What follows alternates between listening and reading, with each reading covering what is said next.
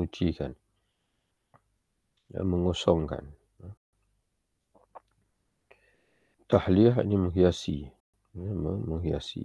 Setelah kita mengosongkan hati daripada riak sebagai contohnya, maka kita isikan ataupun kita hiaskan hati dengan ikhlas. Setelah kita mentakhliyah, menyucikan hati daripada al-kibr, sombong, maka kita hiaskan hati dengan tawadhu', dengan merendah diri. Itu mana konsep at-takhliyah dan tahliyah. At-takhalli thumma at-tahalli. Atau takhalluq. Tahliyah juga diungkapkan dengan takhalluq berakhlak. Tahaqquq dan tathhir. Tahaqquq makna menerapkan. At-tathhir makna menyucikan. Sesuai dengan hal ini, maka mengetahui kesucian jiwa termasuk sarana penyuciannya. Kerana tanpa mengetahuinya, tidak akan terjadi proses tazkiyah dengan baik. Apalagi ilmu pada umumnya mendahului amal. Jadi pengetahuan tentang penyakit hati ini mesti menjadi asas. Barulah kita boleh beramal, boleh bertindak menyucikan hati kita. Jadi ala kulli hal, kita perlu mengenali jiwa kita. Apa yang dimaksudkan dengan jiwa, apa kaitan jiwa, nafs dengan hati. Dan setelah itu kita mengetahui pula bagaimana dikatakan hati ataupun jiwa yang bersih. Dan apabila ada jiwa yang bersih, bermakna di sana ada jiwa yang kotor. Maka perlu pula kita mengetahui apa faktor yang menyebabkan jiwa kita menjadi kotor ataupun sakit. Dan setelah itu kita berusaha untuk membersihkan jiwa ini daripada kekotoran. Dan setelah itu barulah, setelah bersih, barulah boleh kita masukkan, boleh kita hiaskan dengan akhlak-akhlak yang terpuji, ataupun dengan al-khisal al-mahmudah.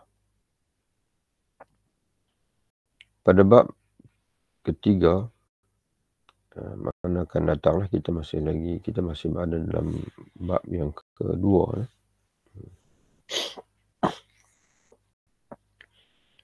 Pada bab ketiga nanti akan kami jelaskan hakikat tazkiyah. Tetapi kami ingin mempersiapkan tema-temanya dengan menyebutkan pasal ini agar diketahui bahawa apa yang akan kita bahas pada bab berikutnya, bab ketiga juga termasuk sarana. Jadi pelengkaplah, dia sebut dulu dalam sarana, nanti dia akan jelaskan lebih lanjut apa yang dimaksud dengan tazkiyatun nafs. Jadi sekarang ni dia hanya ingin menyebutkan di antara salah satu perkara yang perlu kita lakukan untuk menyucikan jiwa adalah dengan kita mengetahui tentang penyakit jiwa, penyakit hati. Adapun penyucian jiwa yang sebenarnya itu, yang sesungguh-sungguhnya itu akan dijelaskan dalam bab yang khusus, iaitu bab yang ketiga. Jadi buat masa ini, dia hanya ingin menjelaskan kepada kita penyakit, secara umum penyakit-penyakit jiwa, penyakit-penyakit hati. Sekalipun ia merupakan tujuan itu sendiri, tetapi kami ingin mempersiapkan tema-temanya dengan menyebutkan pasal ini agar diketahui bahawa apa yang kita bahas pada bab berikutnya juga termasuk sarana. Sekalipun ia merupakan tujuan itu sendiri. Jadi tazkiyah ini, tazkiyatun nafs ini, tazkiyah itu, dia termasuk dalam sarana, mana wasilah dan sekaligus dalam matlamat. untuk mencapai jiwa yang baik, mencapai jiwa yang baik, kita memerlukan kepada tazkiyatun nafs, penyucian jiwa. Dan jiwa yang baik itu sendiri adalah jiwa yang suci. Penyucian jiwa untuk menghasilkan jiwa yang baik. Dan jiwa yang baik itu adalah jiwa yang suci, yang bersih.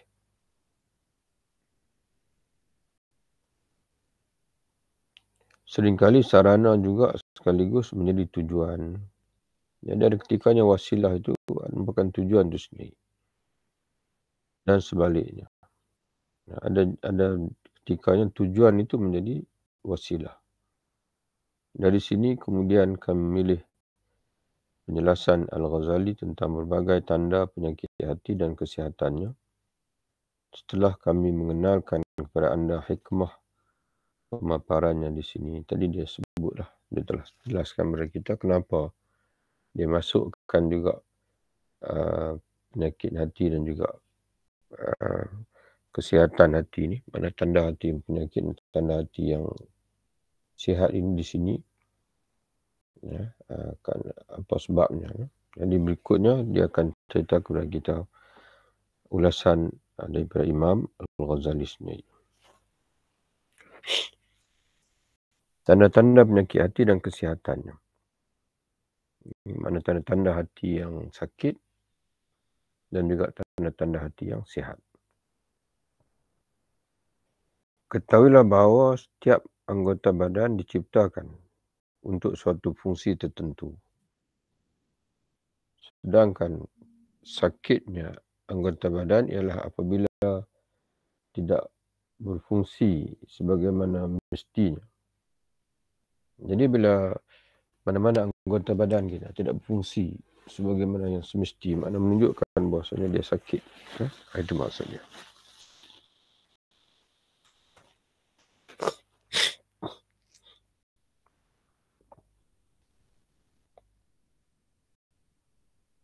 Sehingga fungsi itu tidak muncul sama sekali, atau fungsi itu hilang terus, ataupun muncul tetapi disertai dengan bermacam ketidakstabilan.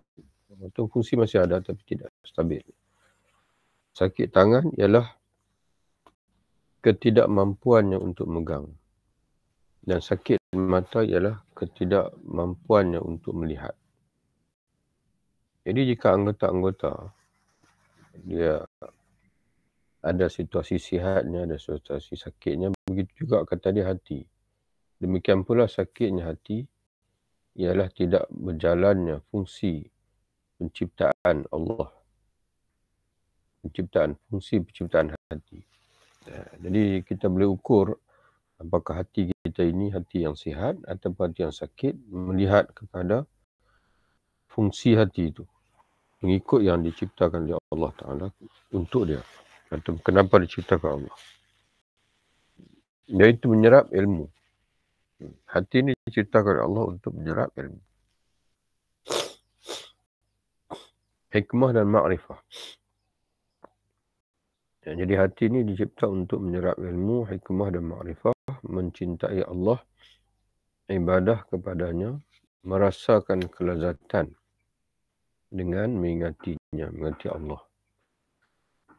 Mengutamakan semua itu, yang mengutamakan ilmu, hikmah, ma'rifatullah, ibadatullah itu, berbanding semua keinginan. Nafsulah, syahwat. Itu tujuannya. Meminta bantuan semua syahwat dan organ untuk melaksanakan fungsi itu, fungsi hati. Jadi hati ini diciptakan oleh Allah sebagai dipanggil raja. Yang mana yang lain-lain itu rakyat. Jadi selagi mana hati ini bertindak sebagai raja, sebagai pemimpin, maka hati itu eloklah, sihat. Tapi kalau hati itu sudah menjadi hamba kepada syahwah, maka menunjukkan bahasanya hati itu tidak berfungsi. hati itu tidak fungsi dengan sepatutnya. Mana dia sudah sudah terbalik dia panggil. Sudah tidak tidak normal lagi lah. Allah SWT berfirman, dan tidaklah aku menciptakan jin dan manusia kecuali agar mereka menyembahku. Wa ma khalaqtul jinna wal insa illa liya'buduni. Jadi hatilah. Sejauh mana hati kita ini betul, berfungsi, sihat, itu sejauh itulah kita akan berjaya untuk mencapai atau melaksanakan tujuan kejadian kita, iaitu ibadatullah. Dalam setiap organ terdapat faedah yang fungsi. Sedangkan fungsi hati adalah hikmah dan ma'rifah yang merupakan keistimewaan jiwa yang dimiliki oleh manusia. Jadi keistimewaan jiwa manusia itu adalah pada hati dia. Iaitu hati yang dikurniakan Allah dapat mencapai ma'rifah dan juga hikmah. Dapat menanggapi idrak al-hikmah wal ma'rifah. Dengan fungsi tersebut, manusia berbeza dari binatang. Jadi dengan hatilah manusia itu berbeza dari binatang. Manusia tidak berbeza dari binatang kerana kemampuannya untuk makan, melakukan hubungan biologis, melihat atau lainnya, tetapi kerana mengetahui sesuatu sebagai adanya. Mana mengetahui sesuatu mengikut yang sebenar, sebagaimana adanya. Itu yang disebut oleh ulama dalam mentakrifkan ilmu.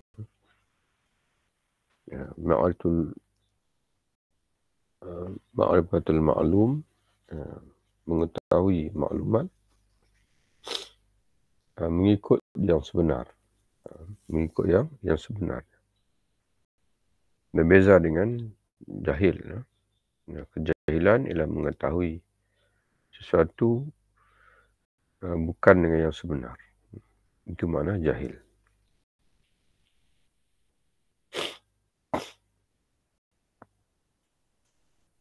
Dengan fungsi tersebut manusia berbeza dari binatang. Manusia tidak berbeza dari binatang kerana kemampuan untuk makan. Ini semua ada pada binatang. Makan, melakukan hubungan biologis, jantan dan betina, melihat, mendengar. Tetapi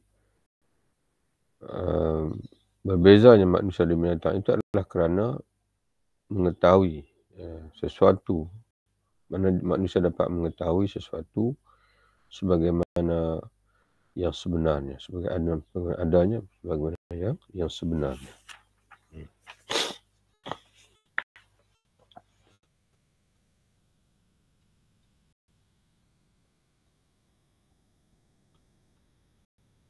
Dalam bahasa Arabnya, Imam Ghazali menyebutkan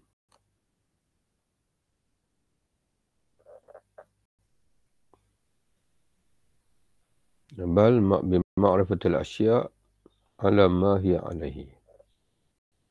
Kelebihan manusia daripada binatang iaitu mengetahui segenap perkara ala ma hiya alaihi. Mengikut kedudukan perkara itu. Jadi mungkin itulah yang dimaksudkan oleh ayat Allah Ta'ala dalam surah Al-Baqarah. Tak kala Allah ingin mendedahkan kelebihan Nabi Adam AS kepada sekalian malaikat, wa 'allama Adam al-asma' kullaha. Dan dia, ini Allah, mengajar Adam nama-nama, sekalian nama-nama. Jadi sekalian, jadi Adam boleh memahami, boleh dia panggil, boleh mencerap dengan dia panggil, dengan kekuatan intelek. Sebab tu di sisi ahli falsafah, hati itu dia merujuk kepada kekuatan intelek. Kekuatan dia panggil untuk memahami, kekuatan takhayul, untuk menghayalkan, imajinasi, untuk mengimajinasi. Walaupun manusia tidak pernah tengok Tuhan, tapi dia boleh memahami keberadaan Tuhan tu, kewujudan Tuhan tu. Walaupun dia tidak boleh gambarkan, tidak boleh lukis, tapi manusia boleh memahami tentang Tuhan. Yang beza dengan makhluk-makhluk yang lain. Dan ilmu manusia ini selagi dia nak boleh mencapai satu pemeringkatan tanpa batas. Sedangkan asal pencipta dan penemu sesuatu adalah Allah Azza wa Jalla yang menjadikannya sebagai suatu. Jika manusia mengetahui segala sesuatu tapi tidak mengenal Allah, maka dia dianggap tidak mengetahui apa-apa. Ini yang berlaku di barat sekarang. Mereka mengkaji ciptaan Allah dan mengenal ciptaan Allah, tapi tidak mengenal pencipta. Jadi kata Imam Ghazali, mereka sebenarnya tidak tahu apa-apa. Kerana asal muasal, semua benda di alam ini, asalnya adalah Allah. Jadi kalau kita hanya mengetahui penciptaan, benda yang makhluk yang dicipta, tapi kita tidak sampai kepada siapa yang mencipta, mana kita sebenarnya masih jahil. Tanda ma'rifah adalah cinta. Siapa yang mengetahui, jadi tanda betul-betul kita kenal Allah adalah sejauh mana kita menyintai Allah. Jadi kalau seseorang itu dia kata dia kenal Allah, tapi tidak lahir, tidak tumbuh cinta kepada Allah, itu sebenarnya ma'rifah yang belum dipanggil, yang belum berbuah, dipanggil, itu yang belum matang. Hanya sekadar ma'rifah, dipanggil. Tapi belum hakikat ataupun mencapai perkara yang sebenar dalam ma'rifah. Jadi sebab itu Ghazali kata tanda ma'rifah adalah cinta. Kalau benar kita kenal Allah, pasti akan lahir, akan tumbuh dalam hati kita mahabbatullah, cinta kepada Allah. Siapa mengetahui Allah pasti menyintainya. Dan ini kita teringat apa yang Imam Malik Ibn Dinar, seorang yang masyhur, tokoh yang masyhur di kalangan Salafus Saleh, dia kata ramai manusia yang mati berpisah dengan dunia ini tanpa pernah merasai nikmat yang paling lazat datang ke dunia ini. Orang tanya dia, nikmat apa wahai Malik Ibn Dinar? Lalu dia kata ma'rifatullah. Jadi bagi mereka, para salafus salih, tokoh-tokoh yang terdahulu, ma'rifatullah itu adalah satu kelazatan yang mengatasi segala jenis kelazatan yang ada di atas muka dunia ini.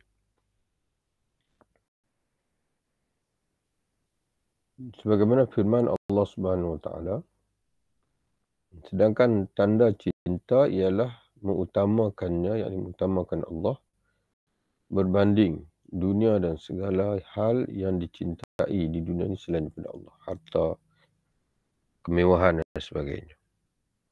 Jadi apa dalilnya bahasanya orang benar-benar cinta Allah, maka bagi dia tidak ada yang lebih utama melainkan Allah, iaitu firman Allah, qul in kana aba'ukum abna'ukum ikhwanukum wa azwajukum ila akhir ayat. Ahabbu ilaikum minallahi wa rasulihi wa jihadin fi sabilihi fatarabbasu hatta ya'ti Allah bi amrih. Katakanlah ya Muhammad kepada mereka, jika bapa-bapa, anak-anak, saudara-saudara, isteri, kaum keluargamu, harta kekayaan yang kamu usahakan, perniagaan yang kamu khawatiri kerugiannya, dan rumah-rumah tempat tinggal yang kamu cintai adalah lebih kamu cintai daripada Allah dan Rasulnya dan dari berjihad di jalannya, maka tunggulah hatta ya'ti Allah bi amrih. Tunggulah sehingga Allah mendatangkan keputusannya. Jadi jelas ayat ini Allah menuntut dia, Allah dan Rasulnya itu lebih kita cintai daripada apa saja yang yang kita miliki atas muka dunia ini, termasuk anak-anak kita, isteri dan sebagainya. Siapa yang lebih menyintai suatu berbanding Allah, maka hatinya sakit. Sebagaimana setiap perut yang lebih menyukai tanah berbanding roti dan air, atau perut yang tidak berselera dengan roti dan air, yang lebih berselera pada tanah, maka perut tersebut berasa sakit. Mana tidak normal. Itulah tanda-tanda penyakit, dan dengan hal itu diketahui bahawa semua hati menderita. Semua hati menderita sakit kecuali hati yang dikehendaki oleh Allah. Iaitu hati yang bersih dan hati yang menyintai Allah Subhanahu Wa Taala. Jadi kita berhenti di situ, insya-Allah nanti kita sambung lagi. Wallahu a'lam bishawab. Assalamualaikum warahmatullahi wabarakatuh.